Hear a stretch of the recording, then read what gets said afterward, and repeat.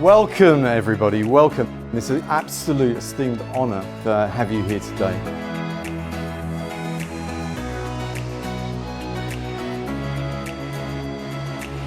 Been a hell of an emotional roller coaster for both Mark and I to be here today and to actually make this book happen in a very short time frame. There has never been a bigger issue in the world today than what we're facing with trust. We are joined by four incredible speakers, our first of which is Douglas Lines. When you look at a business model canvas at its nutshell on one page, at the core, at the center, you have your core value proposition, the services and the product systems that support that. On the side, it's how do you deliver that? What is your delivery system? Your customers, of course, your financial costs and revenues that underpin that. But when you start to unpack every component of that, it is people that connects your business model. And again, when you start to fundamentally have those conversations, whether it's with your staff, your customers, your regulators, you start to appreciate what brings any business to life is the people and the trusted relationships. My chief exec wanted me to do something about our culture, and I said, what do you want me to do? And she went, I don't know, I just want you to do something. I said, well, what's wrong with the culture we've got? I don't know, it's just not good enough. I said, well, what does a good culture look like? She went, I don't know, go and find out. So if you're not prepared to do anything about some of the toxic behaviours that you might have in your company, then don't start this journey on exploring your culture.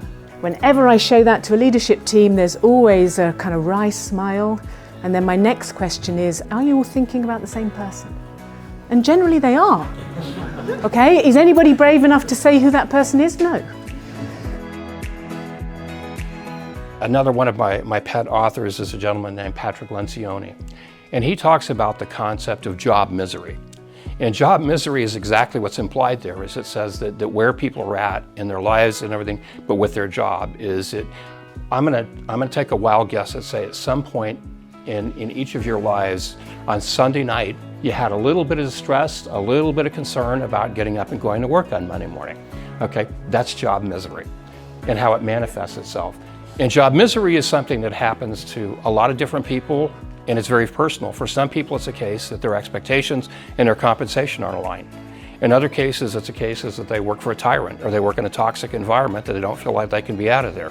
But it's real. So how do you fix it? It's interesting. I think there is increased levels certainly of consumer awareness, more than there was before, about individuals, about their data rights. Is that because of GDPR, do you think? That is because of GDPR. Now, if anybody can think back to around about the time that GDPR came in, how many times have you hit with a privacy notice and say, please review our privacy notice? And you probably was suddenly thought, what, this is the first time I've actually really thought about my data rights, etc. So it's an interesting kind of comparison. I think probably there's more trust to be had now that people are more aware and now we've got stronger regulation than maybe there had been circa mid-90s to 2015 or sorry, 2018. But also, because people are more educated, I think, about it, that also sparks off the synapses in their minds as to whether they can be trusting. And so again, it's the rise, I suppose, of the activist data subject, but the rise of the average consumer and person understanding their rights. So in a way, as I say, probably more trust should be engendered because it's better regulated, but because people know so much more, people expect more, and they expect to be able to trust more, I think, and that's the key thing for me. So the trust issue, can it be repaired? Yes. Is it going to take time? Yes. I've talked in the video about a trust currency, right? And that's the great analogy because it's, you know, when you provide integrity, respect and trust, you get a credit. But when you mistrust, you're taking a big withdrawal. And I think we've got to start getting basic principles back into our societal to make any kind of difference. It's a very big issue to address, but if we can start in the small way, okay, we can start to build a movement where within each other we can create those ecosystems.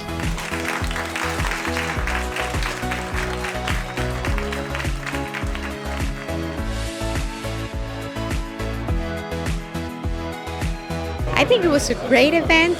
The most beautiful thing that I saw today was people believing in humanity again. Outstanding.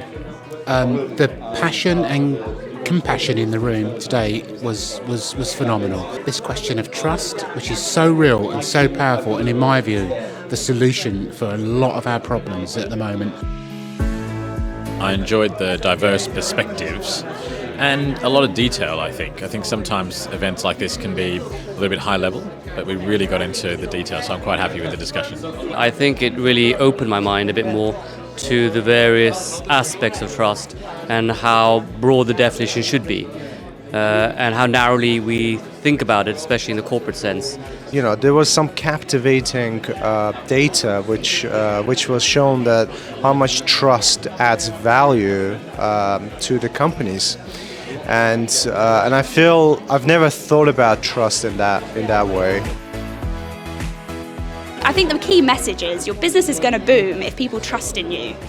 And building trust isn't that hard. You know, it really doesn't have to be that complicated. From a perspective of where are we with trust, it's of my belief that we are entering a trust era. Okay, now lots of people have talked about trust. Trust is not a new subject. Trust has been around for a very long time, but right now it couldn't be worse. Now I'm talking at a governmental level, geopolitical level, business level, and at home. What we are starting as let me call this a movement, for a better word, from our perspective, is to make a difference in the world and to make change. And like, who wouldn't really want to be a part of that greatness? Because we are passionately driven to making that change. And I think we've made a very good start today.